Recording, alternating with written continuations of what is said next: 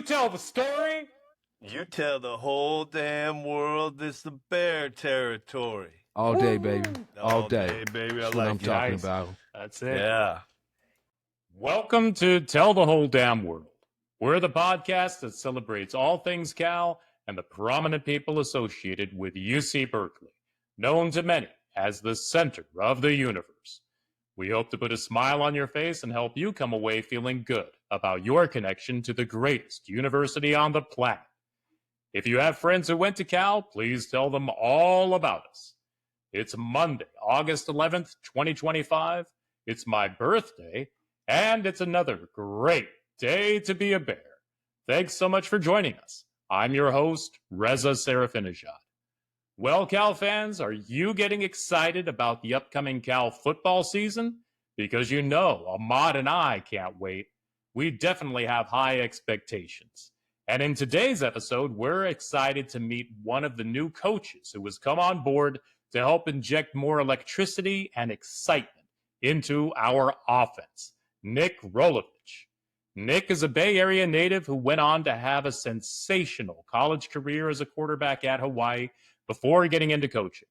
And as a coach, he's got quite a reputation for knowing how to put a lot of points on the board. He's a refreshingly creative and fun guy, and you're really going to enjoy getting to know a little more about him today. And we have exciting news to share. We've got new Tell the Whole Damn World Game Day t-shirts that are available from our store. You could get to our store when you click on the link you'll find when you scroll down to the very bottom of our website. Every t-shirt purchased helps to pay for the costs associated with the podcast software we use. And you can also buy these awesome insulated water bottles. They're pretty cool. I want you to know how much we appreciate all of you out there listening and watching. Please tell all your Cal friends about us. You can tell them to go to tellthewholedamnworld.com or just share us on social media. You can find us on Facebook, Instagram, and LinkedIn at Tell the Whole Damn World, and you can follow us on X at Win4Cal. That's Win, the number 4, Cal. Speaking on behalf of all of us here, thank you so much for listening and watching.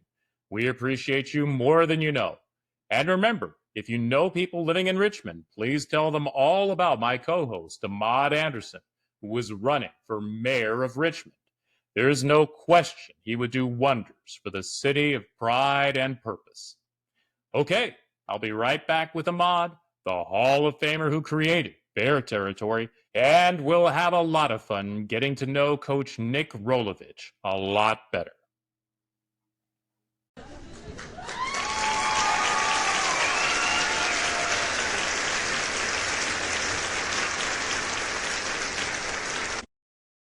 If you've been following Cal football over the last several seasons, like I know you have, you're undoubtedly aware that we haven't necessarily had an easy time of it on offense. While the defense has been stout, when you compare it to the Sonny Dykes era, where we could routinely count on the Golden Bears dropping 50, it's been a struggle getting into the end zone. Enter Nick Rolovich, a mastermind when it comes to orchestrating offenses that score a lot of points. A Bay Area native, Nick was a stellar player as a quarterback, earning junior college All-America honors both seasons he played at City College of San Francisco, where he led the Rams to the 1999 National Championship. He then moved on to play at Hawaii under legendary coach June Jones, where he put up video game-like numbers during the 2001 season, throwing for 3,361 yards and 34 touchdowns. And get this, he ended his college career with 3 500-yard passing games and set school single-game records with 8 touchdown passes and 543 yards passing in a 72-45 win over BYU. He broke an astounding 19 school passing records and 8 total offense records that season. Nick went into coaching and eventually became head coach at Hawaii and Washington State. He led Hawaii to a 10-win season and the division title in 2019 and was named the Mountain West Coach of the Year. He joins the Golden Bears this season as senior offensive assistant, and the hope is that, together with offensive coordinator Brian Harsin, Cal gets back to the days of lighting up the scoreboard and giving fans lots of reasons to cheer. Personally speaking, as a diehard Golden Bear fan who has admired Nick from afar, I'm ecstatic that he's a part of our program, and I'm excited to see what he can do on offense to help make the cannon go off in Strawberry Canyon early and often. Welcome to the show, Coach. We appreciate you making the time. I appreciate being here, and I appreciate that intro. I might need to hire you. That was pretty dang good. You can get us cheap. We're ready to work for you anytime. Man, you don't have to call us once. We'll just come right now. Bags packed, ready to roll, baby. That's what I'm talking Well, about. except we do accept that invitation, sir, and we thank you.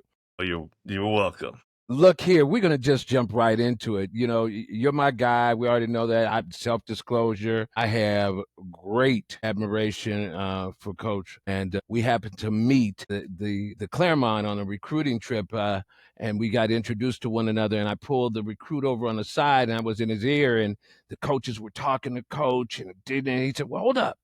I want to hear what this guy has to say. And I was laying it on him. I was telling him, look, you can go all over the world. You can be recruited by the next person walking outside this door, but the difference between where it is to be at Cal and being where it is today is this stays with you forever. You can hang that shingle wherever you go. Play on the field, walk into the office building, or own your own company. Cal Bears all day, every day, and that's what Bear Territory is all about. But now that we got you here, and you are rocking and rolling, getting the team ready, you have this aggressive style offense. And as a defensive guy, I kind of shuddered a little bit. But knowing that you are now with the Bears, you're coming out clawing. And tell me what those core principles are really all about that talks about the Rolovich offensive game. Well, I think we all appreciate this game for various reasons. Either you're a player, you're just a fan. There's something about unselfishness that really, I think, makes a great football team. So I really preach an unselfish mindset, grateful mindset, whether it's for the fans, for your family that sacrificed to help you get there as a player, or I just think it's such a beautiful game, and it can be such a transformational experience for young men, especially college football. But I like to have fun, but I also like to score touchdowns and win football games. And I think there's a way to do that with some fun. I do like being aggressive. I do like taking chances, but I do it. I call it aggressive common sense. You know, sir. We're not just going to go run crazy all over the place. We're gonna teach you some basic rules of how to read defenses and how to beat defenses, and we're gonna encourage interpersonal relationships between the receivers and the quarterbacks, align with each other. I think those are just very important things when it comes down to crunch time and making some of those critical plays and critical situations. It's the trust building. Some people do it through, running hills together or whatever, but that needs to be present if you really want to be on not only a good team, but a memorable team. Some of your teammates, Ahmad, that, just the experiences you had. It doesn't just because you walk in the locker room together doesn't mean that we have this connection forever. It takes time and it takes work, but also I think you have to be appreciative of the amount of work that these young men are putting in, and really give them the respect that I think they deserve for the work they do put in. Yes, I understand there's money involved now, but they're still young men. They're still going to school. They're playing football. They're practicing football. They're lifting weights. They're doing a lot of things that are ultimately, I believe, going to be very valuable for the rest of their life. But it's not an easy thing to do. You know that. I know that. But you got to have love for it. And I think you got to kind of weed that out through the recruiting process, who really loves not only to play, but who loves to practice, who loves to work, who loves to create bonds and friendships. And maybe that little kid, game day slapping you high five, he may never forget that. May change his life. That's true. And I think putting that thought process into a young man's mind and helping him understand the power of his presence, even as a 20-year-old, can really influence positively the young fans around, wherever it is. Well, I'm going to nickname you now the surgeon, because I look forward to you slicing and dicing, but putting together a surgical offense that will make it happen, baby. So I'm looking forward, and I'm looking forward to those DBs on the opposite side of the team, not only shudder, but just shred away. So I'm looking forward to that. Well, I'm very grateful to be at Cal. This is being a Bay Area guy, having a lot of respect and love for Coach Wilcox. It's been really special. The thing that kind of hurt me though is when they called me a senior assistant. Hey, you're the youngest I guy guess on I this got podcast. seniority around here, man. That's funny. Well, hey, you just hit on it. I mean, you're from Novato originally, right? Well, I was.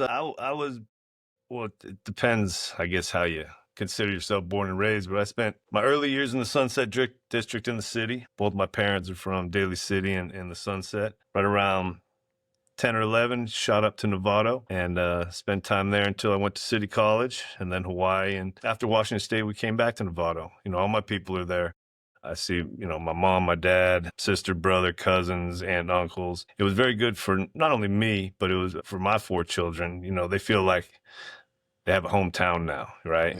They appreciate Hawaii. Some were born in Reno, Hawaii. Some were born in the city, but I think they're starting to feel the Bay Area as kind of a hometown, and that makes me feel good because this was a very special place to grow up. It's still a very special place as far as just it doesn't get the credit for the fun, loving, humor.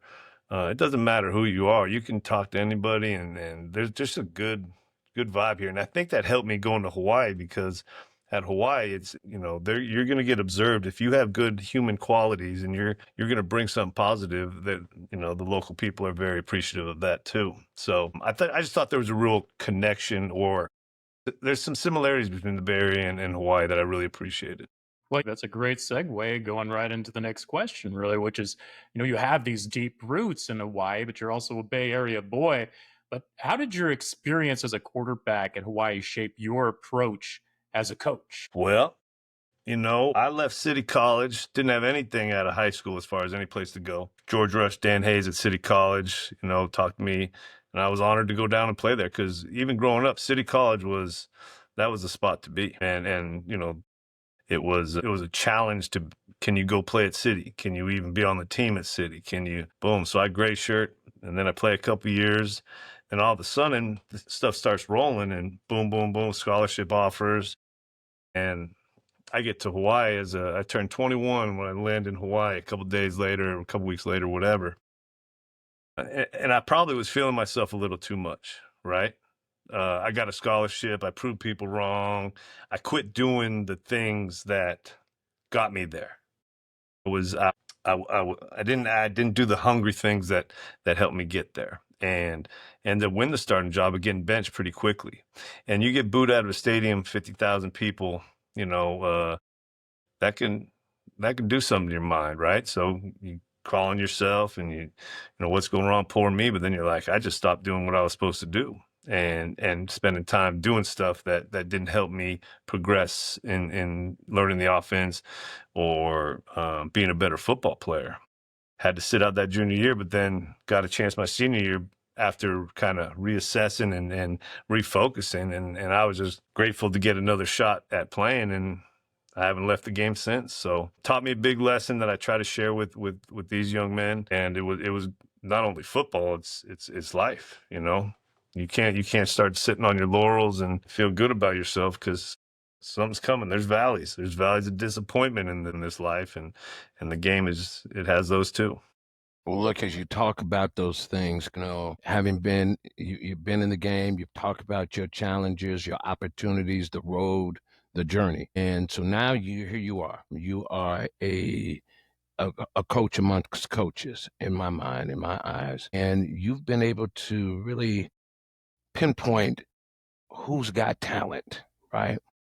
And how do you identify how do you identify what a quarterback, what you're looking for at a quarterback? And of course, it depends on the offense you're running and the team you have.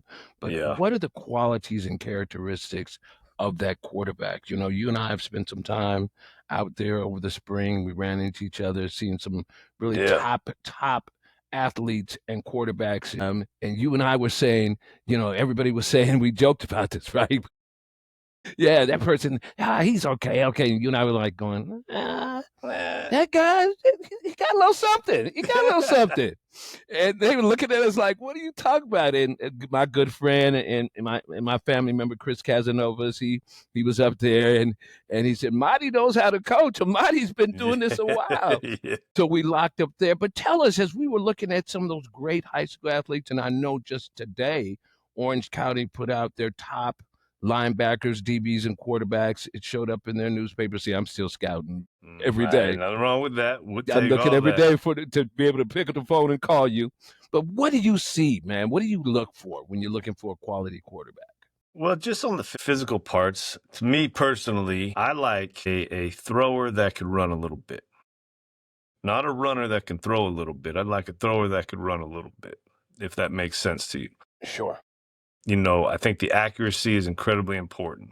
I think, this is a tough, you don't just come in and I call them carnival quarterbacks, right? There's a lot of guys that can go out there and win you a stuffed animal, but who are the people with an arm that could throw or that can bring a group of young men together and push them forward towards the end zone and really enhance the locker room experience? And there's so many personal qualities I think that come into this, but I try to really focus. I try to see what I like as far as arm talent, but accuracy over arm strength, catchability of the ball. I don't even think it's a real word in Webster's dictionary, but it makes sense to me. It's real. Is it easy to catch? Is it a slow rotating, heavy ball? There's those things matter. Yeah. But really try to focus on making them a better quarterback and not just a carnival quarterback. You know what I mean? And there are so many leadership qualities that come in. There's highs, lows, gross, interceptions thrown, sacks. Can you be tough? Can you get up? Can you inspire people? Can you make people around you better? Can you take care of or take advantage of spontaneous opportunities to connect with a teammate you might not know very well? Whether you're walking down the hallway and do you have the ability to say, hey, Joe, man, where are you from again? Whatever. You got to start bringing this thing all together. You're a little bit of a magnet for this team because you're going to be looked at the leader. You're going to get the blame probably when you shouldn't. You're going to get the credit probably when you shouldn't. But you grabbed that ball when you're a young kid and had dreams of doing it. That comes with it. Yeah, that's real talk. I think when we look at trying to find the quarterback, but with things in NIL and every day is a different day. Literally, it is a different day. Physically, it is a different day. And, it's almost as if in some people's mind, you hear the people in the cheap seats sitting next to me eating popcorn and Cracker Jacks, and I'm listening to them thinking, if I could only sit somewhere else because you don't know the game. Even when it was before NIL, it's rebuilding every time because the chemistry, the synergy, the syncopation is different. Ooh, You talked about, I went to like that Cal. one. Ooh, that's I'm a Cal Bear. Calgorithm. Let it be known. Syncopation, baby. Syncopation. That's a Nothing GRE. lower than 3 syllables. That's what they say. That's a GRE, baby. Not SAT, GRE, So I say that because you said that. It could be walking up the hill, camping with one another, just sitting around, engaging with one another. Man, what does that look like as you walk into this space on the rebuild or the reset? And not even a reboot, but a reset because it's the mentality and the physicality that makes it happen. What are the core things that you look for to make that happen?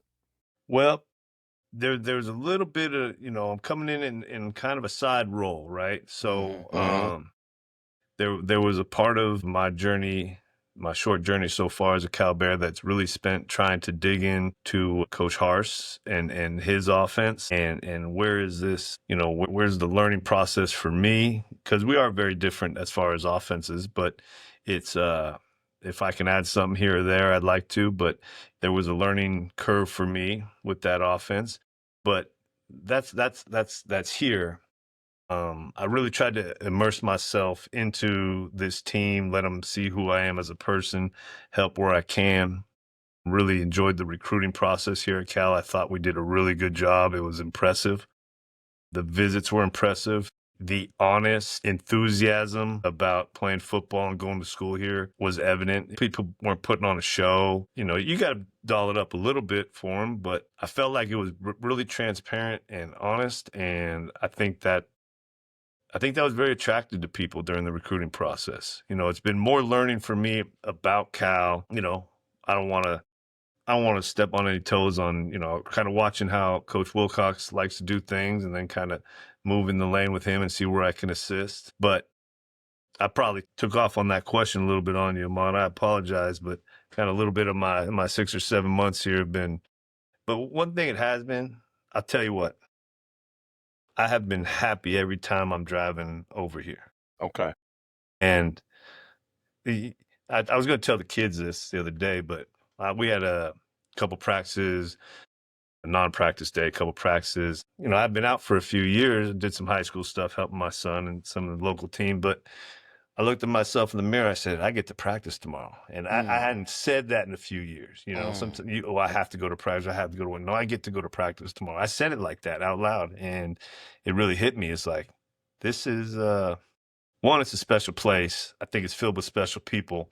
And I think the experiences of the alumni that I keep hearing about is such a wonderful time in all of their lives that I like the passion for the place, and I like being able to represent and make people smile. So That's right. Well, I said you didn't take off on it. You hit it, man. okay. I think for me personally, as a player and somebody who's coached as well, I think the first pillar is being able to be vulnerable enough to say what your capabilities are, what your shortfalls are, so that you can be real with the players and the coaches as a team collectively. So that, you know, so you got to be able to get in where you fit in. And I think that's where it's starting. Be able to look in the mirror and say to that person, man, I'm excited about doing this. And that's infectious.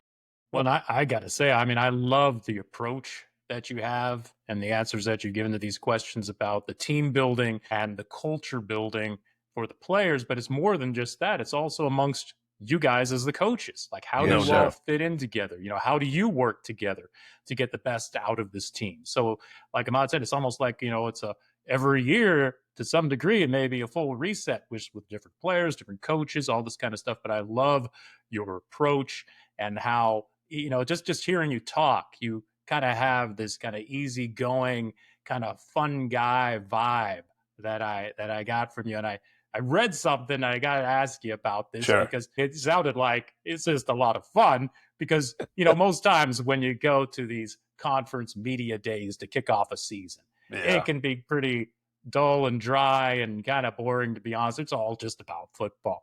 But what could you tell us about back when you were the coach at Hawaii and you invited a tarot card reader and a Britney Spears and Elvis Presley impersonator to one of the, to I guess, a couple of the different conference media day sessions? Yeah. So you're right, man. People are real nervous and tight in those things. And I Yeah. said, so I think it must have been, maybe it was the movie Hangover. Somebody had a monkey in one of those comedy movies. And I said in Vegas, I said, man, maybe I'll walk around with the monkey on my shoulder. But you got to get these licenses. You got to get, you know, a trainer. You got to crazy. get insurance. I Yeah. said, no, the hotel didn't want me to do it.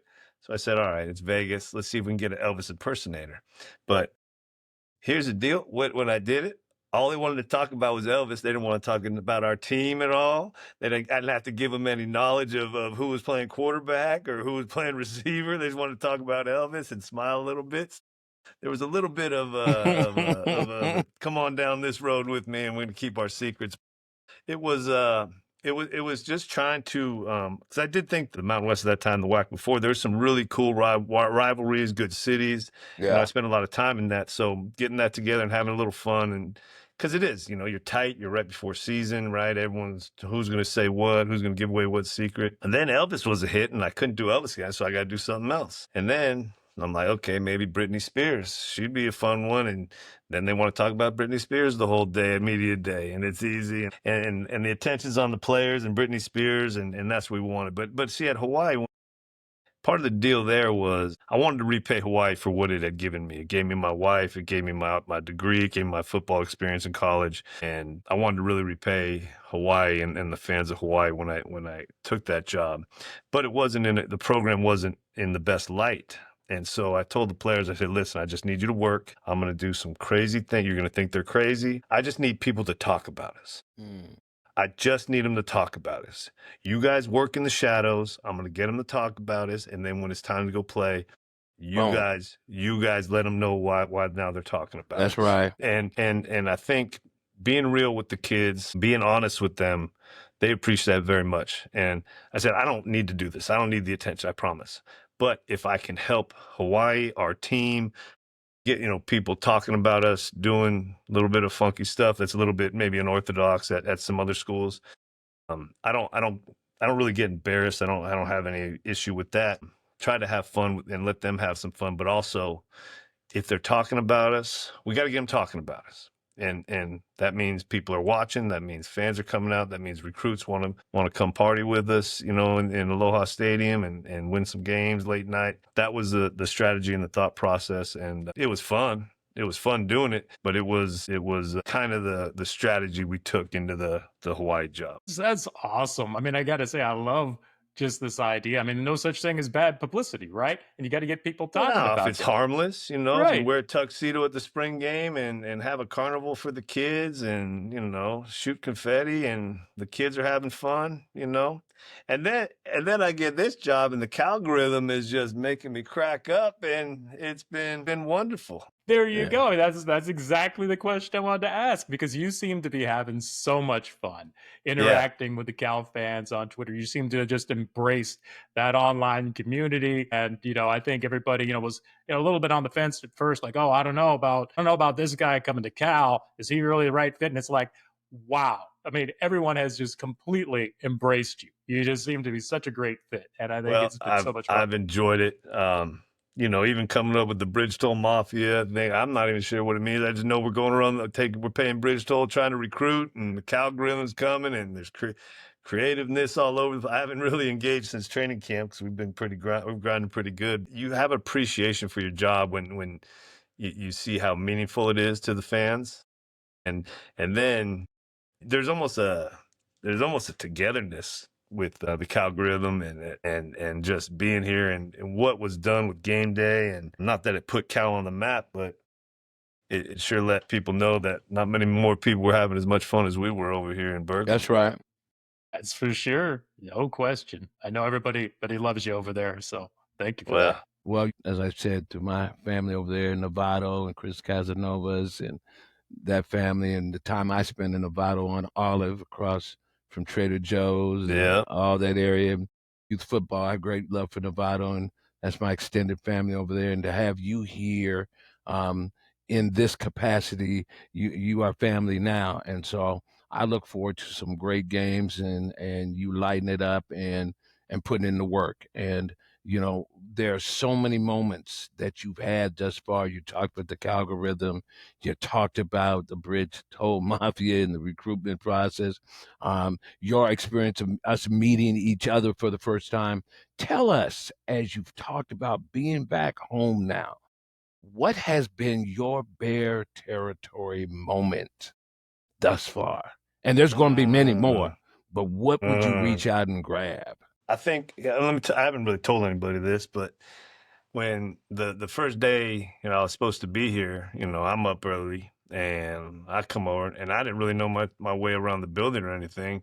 And I'm kind of an early morning guy. So I got over here and tried to open the door. The door's locked, right? There's not a lot of cars around. I'm like, well, I'm going to walk around, try to get in this place, right? I'm supposed to be working here now. So I'm going to try to get in. And walking around Memorial Stadium and then I see the tunnels open and I'm like, nobody's around. I'm gonna walk in,